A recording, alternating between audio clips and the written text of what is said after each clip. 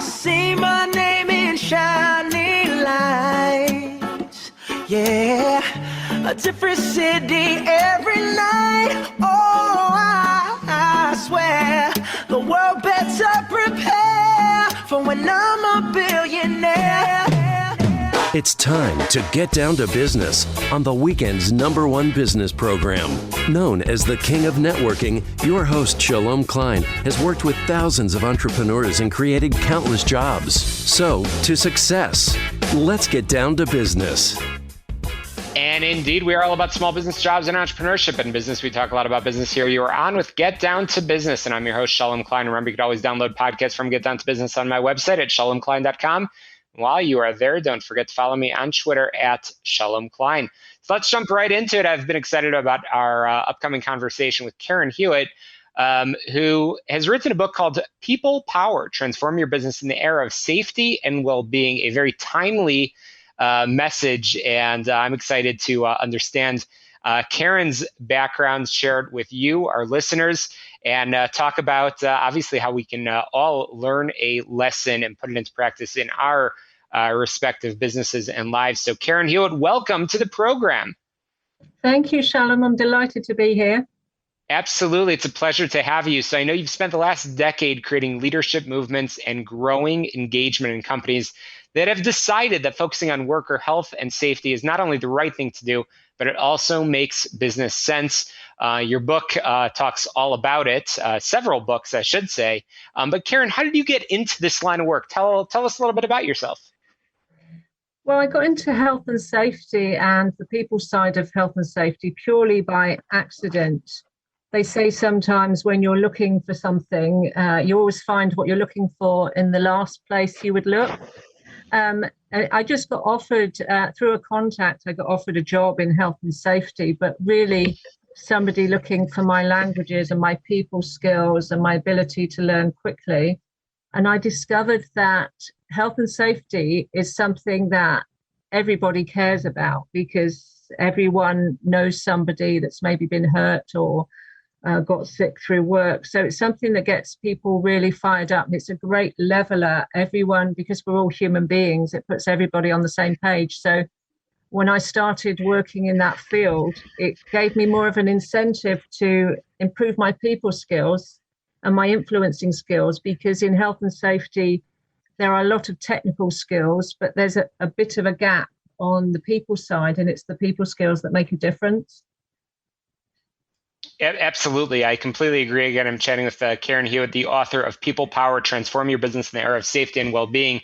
And I love the title, People Power, because ultimately, no matter what line of work you are in, it is the people that have the ability to make or break your business. So in the book, you talk about building an effective health and safety program, which involves 3 phases. And easy to remember because they're all B's. Karen, can you tell us a little bit of the 3 B's that you want our listeners to remember? Yes, I do like to have a little bit of fun when I'm being serious as well. So build, buzz, bake, as you say, it's really catchy and easy to remember. It's essentially a formula for building something for good in an organization that really lasts and sticks. Because often in business, we get excited about something and we want to create a buzz around it. And if we're really good at it, the buzz will be high impact and will make a difference. But it's really hard to make it last and to make it stick. And the bigger the organization you have, the harder it is to get everyone on the same page and make it stick. So the build phase is really about what are the things you need to design in to your program that you want people to get excited about. Particularly it works for health and safety, it'll work for other sort of top business issues as well. So building the foundations, like really building a house, you could have a great house that looks really pretty and people want to visit it, but it's no good if the house gets subsidence a few years down the line and it doesn't last. And the bake phase, really a play on cooking and baking in the oven, but actually I found it's a term used a lot in business. We often talk about how do we bake this into company culture. So what are the things you can do once you've got a buzz around something to really make it stick for the long term? So, and often in business, we'll invest in something and it takes a lot of money, time, resources to get something up and running. So if you only focus on the buzz, you're not really getting return on investment. But if you go in for the build and the bake as well, you're really going to be guaranteed some long-term value. Certainly. And I know your first book, Employee Confidence, The New Rules and Engagement, was a finalist in the leadership category of the 2019 Business Book Awards in the UK. And our listeners may not be able to tell from your accent, but indeed, I know where a lot of that influence comes from. And Karen, our listeners are surely wondering in their respective small business or entrepreneurial world, do these lessons of the build, buzz, bake still apply, or is this just something in the big corporate world that can be put into practice? What's your message to them? I would say absolutely it does apply. All the principles within the buzz phase are really about how do you get people excited about anything, and even if you've got just a couple of employees, you still it makes a lot more sense to retain them in the long term and have them engaged and highly productive and doing their best work. So the buzz phase contains a big toolkit for influencing people. And even if you are a small company, you will probably be influencing outside of your company, because you may work, even if you don't have direct employees, you'll have a big network of people.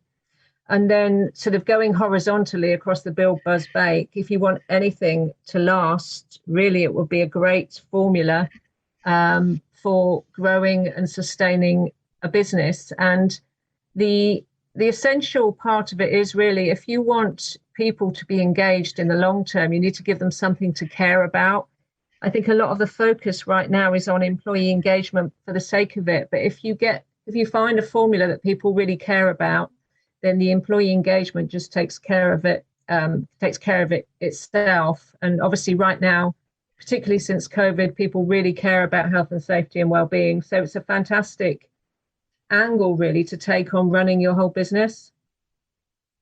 And one of the things that I know you emphasize in the book, and I don't want to share all of the secrets because certainly everybody should pick up a copy of People Power, is developing managers to role model these behaviors, but also training all, and I emphasize that word all, employees in basic coaching techniques and active listening. So just in our final couple of minutes on the program, would love to just take a nugget, a homework assignment for our listeners of how can a small business owner with a lean, mean team, a small group of people, how can they effectively train their employees, either entry level or even in a senior role, on those basic areas of, like you said, coaching and active listening? I would say, first of all, I would create the space for that. And there is so much free content out there at the moment on basic people skills. And I often find some of the basic stuff is the stuff that we forget. I don't think you have to have the next bright, shiny thing with people skills.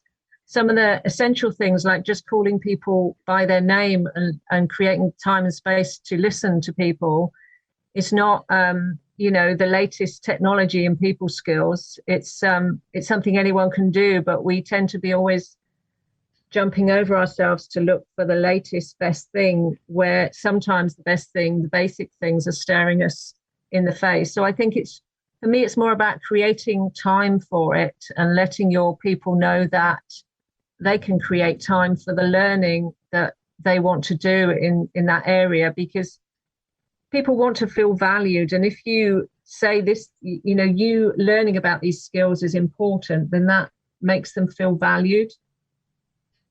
Absolutely. And we're coming to the end of the conversation, where, of course, I know our listeners will be pumped up and excited to pick up a copy of People Power as we lean towards building that culture of health, safety, and well-being. So I've been chatting with Karen Hewitt.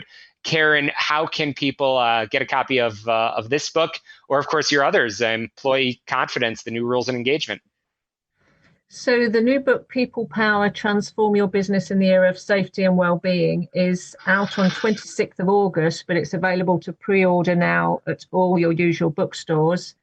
And if anyone wishes to contact me, I'm on www.linkedin.com/in/Karen-J-Hewitt. Absolutely. And I know you have a website as well, leaderlike.co.uk. Again, leaderlike.co.uk. And definitely make sure you pick up a copy of the book, People Power, Transform Your Business in the Era of Safety and Well-Being. Here on Get Down to Business, we are going to squeeze in a very quick break. We'll be joined by Tom Mirabali from Health Insurance, healthplanchicago.com. Again, don't touch that dial. You're listening to Get Down to Business, the show all about small business, jobs, and entrepreneurship. Karen Hewitt, thanks so much for joining us. Thank you. It's a pleasure.